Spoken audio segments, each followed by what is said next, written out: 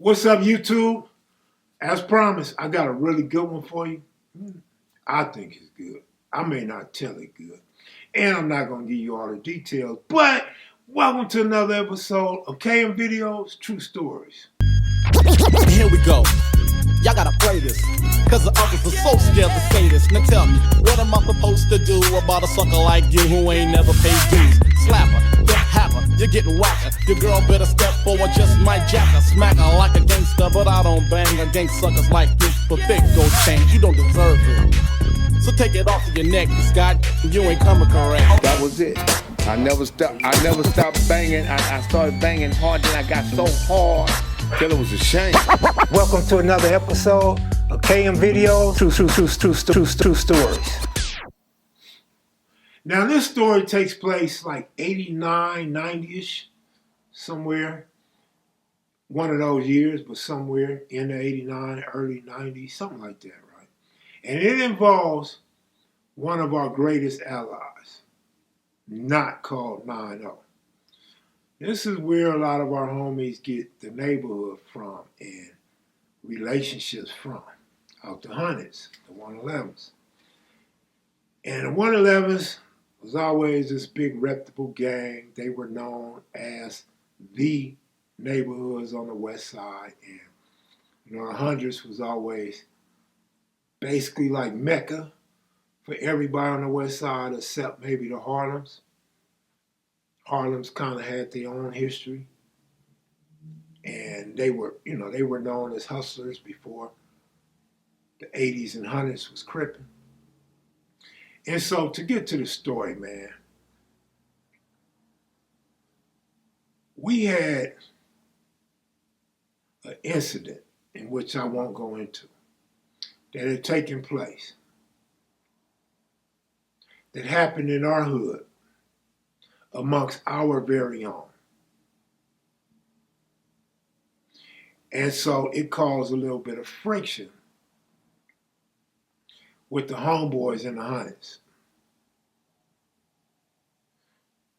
So the 60s neighborhood, 111 neighborhoods are kind of like, you know what I'm saying? We tight and we go way back. So nobody really wants that issue. Nobody wants that conflict. The 60s is known for, man, whoever killer. It's on whatever. We never really seen, and when I say we never, I'm saying later on in the game, we didn't value our allies like that. For whatever reason, we just didn't seem to value our allies. We didn't care if you was our ally or not. After the wars had began with the inner fightings with the Crips. After the war began between the A-Trays and the 60s, if you was going to get into it with the 60s, everybody knew you had to come correct. But the 111s had love for us, and the homies loved to fuck with the 111s. We intermingle. You go to jail or you go to prison, we automatically in the same car. The Rollin or the neighborhood, we in the same car. Basically, a 111 is the homie, a 60 is their homie. So if you mess with one, it's on, or, you know what I'm saying? Because it's dealing with our car. Our car and our closest ally. So, my homeboy Cal, rest in peace, Big Cal, we hung out at his house a lot in the dice games and just hanging around shooting the shit, right? It's kind of like a headquarters, but it's really about the crap games, and you could run across certain homies or spread certain information throughout the hood by stopping through there and conversating or congregating with the homies that would slide through. So, and Cal stayed up west of Crenshaw off of 60th Street in the back of the hood. That little area right there was really like a really kicking and hanging type of area for the homies up there, right? And so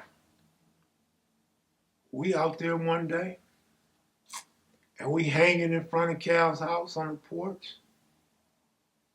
I don't remember everybody that was there, but I remember I was there. I remember my brother was there, Big Cal was there, a few other homies, probably about 7 of us. And we just out there kicking, we talking some hood shit. We gonna get the gambling game going on later on. And this U-Haul truck comes down the street from 60th Street headed toward Inglewood, going pretty slow. We ain't paying them no attention. They stop next door and they back up a little bit. So now we looking at them, and they jump out on us. And they got these mini 14s, AK-47s, they got these round drums, 100 shots. Man, we like, damn. A lot of the homies knew Black Dog from 111. They knew him good from prison, the streets, and all that. So they felt comfortable when they see Black Dog. I don't recognize none of them. They get out, they pop open the back latch, 2 more niggas jump out. I'm thinking they got to be Hoovers, A-Tray gangsters, or Inglewood family. We like, fuck. And I remember clearly, they said, don't run. Pew! Nigga, we took off running. We took off running, hopped Cal's back gate, ran over to EG, hung out at Rooster and them house. Niggas was grabbing guns from who we could over there. Niggas like, man, they come over here, we gonna get off on them. So we contemplate, should we go back over the gates and get off on them? We outgunned, without question, we outgunned. But even Cal was like, damn, cuz, you know, that's my house. So we want to go back and get off on them. We waiting for some of our hitters to show up, because a lot of hitters wasn't on deck that day. But we waiting and dragging it out, and finally we go back over there. And they gone. Everybody's gone.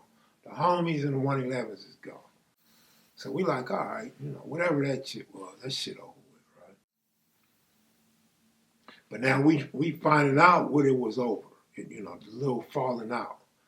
But we like, them our allies, man. We got love. Them the homies that jumped out that truck. Like, what was they tripping off for? So some homies is mad. Some homies want to do something. Other homies don't. Other homies is blaming the homie for this. It's his fault. You know, they got this whole story, the whole scenario of how and why this conflict started, all twisted up. Just making shit up on the homie, just putting shit on the homie. He was guilty and he had remorse, but he didn't do it the way people said. It didn't start the way people were saying. And we so sprung and we so addicted to human nature that we still want to shoot dice. So we go off in the backyard and we shoot dice. And I'll never forget this. My brother said, they're talking about the 111s because some of the homies don't know what happened, why it happened, and none of that. So we shoot dice. And I'm down on the ground. My brother's standing up across from me. He got Cal right here and some other homies. I think one shot was next to him. And my brother said, cuz I know Black Dog. And I told him, I said, I don't give a fuck who you know. That wasn't going to stop no bullets. And everybody fall out laughing. I wasn't trying to be funny. I'm trying to let Big Bro know, niggas didn't know you were bust on you too. So what, you know him? You didn't jump out there and talk to him. You didn't jump in front of their guns and holler at him. So everybody laughing and shit. My brother looking mad. He looked like he want to fire on me. He hot. He looked like he want to fire on me. Like, nigga, I dare you say anything to me in front of these dudes. You would never, like Baba Louie said, you would have never talked to me like this back in the day, right? One of them incidents or instances. So anyway, the very next day, this is the hot shit in the air. You know, when it's starting to blow up a little bit. And everybody's talking about it. Everybody's contemplating, how's it going to go? Is it over? And why did it start? All this old shit. So we on the fucking front porch again. And I'm gonna say to the left of the door of Cal's front door if you was to walk out. I'm to the left. I'm closer to Eddie Boy and then Big U, and Cal was on the porch, probably 2 other homies. So once again, it's about 7 or 8 of us. And Eddie Boy is the only one on the porch with a burner. Out of all these names, all these dudes that rep the hood to the maximum. And we just had this, ain't nobody got a burner. Cal ain't bought no burners out the house. Cal ain't got nothing on the porch or by the front door. And these dudes pull up again. They pull up on us again, but we just sitting there this time like, all right, what's up, nigga? And I remember this emphatically. Remember this from my perspective.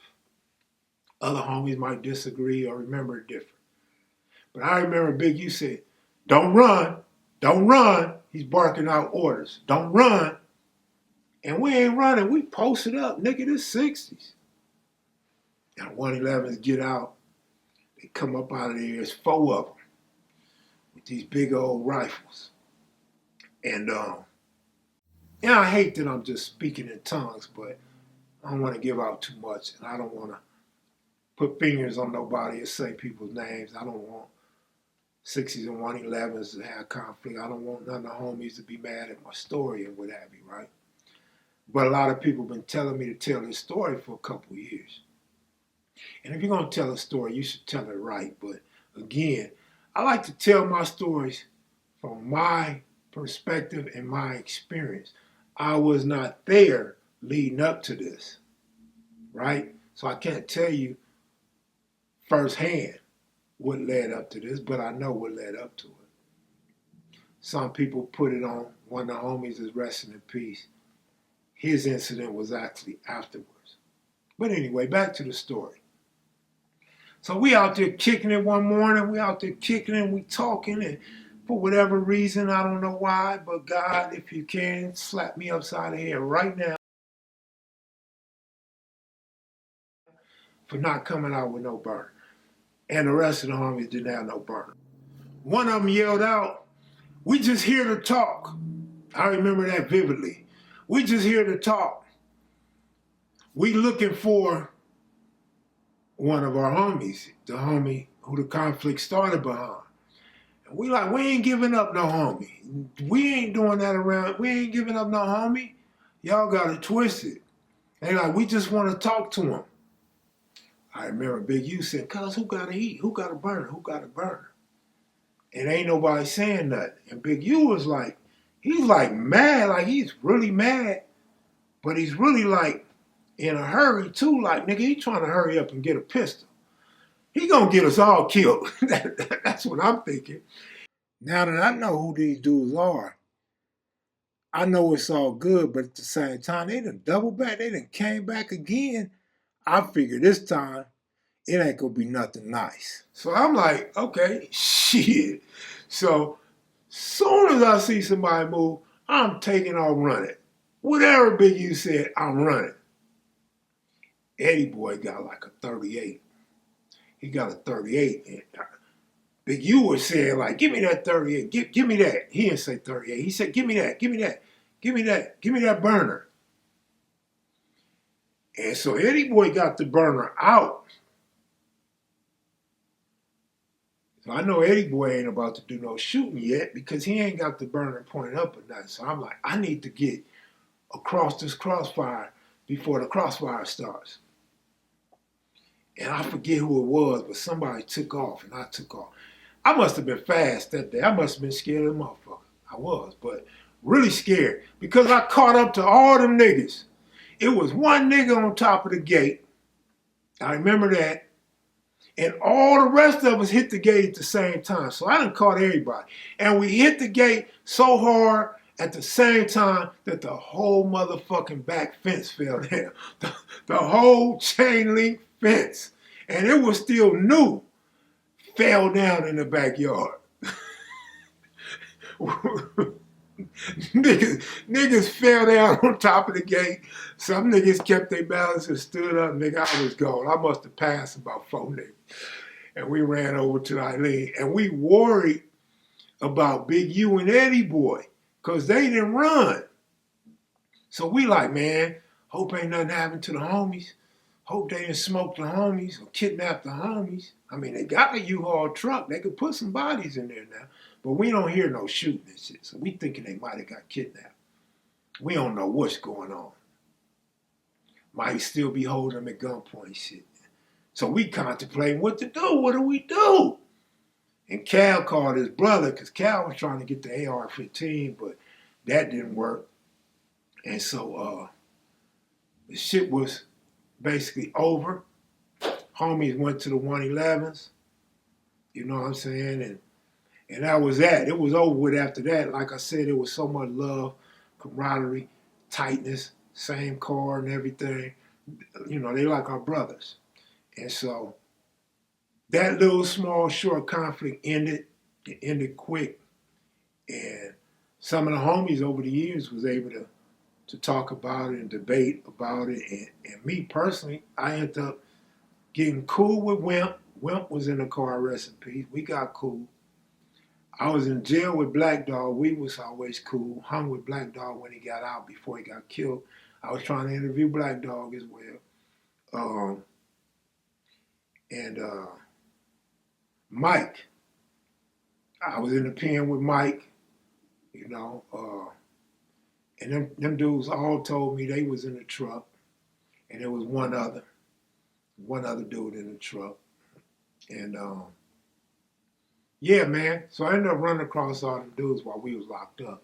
And so everybody with these certain homies or in good standing with dudes from 111 would always have these jokes and these debates over who was harder, what happened, what would have happened afterwards if we went to war and all that type of stuff. But I'm going to tell y'all this.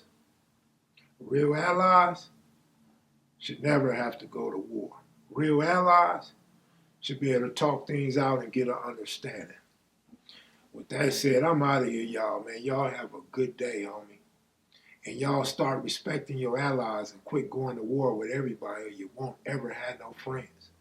When you don't have friends, you don't have no connections or resources. When you don't have none of that, you always got to look over your shoulder. I'm out of here, y'all. Be sure to click that like button. If you're new to the channel, please subscribe. I tell all sorts of stories here, even stories that people say I'm lying, and stories that have people crying, and stories that make people say, I don't feel like you should have told that story. But with that said, I'm out of here, y'all. Have a good one. Peace.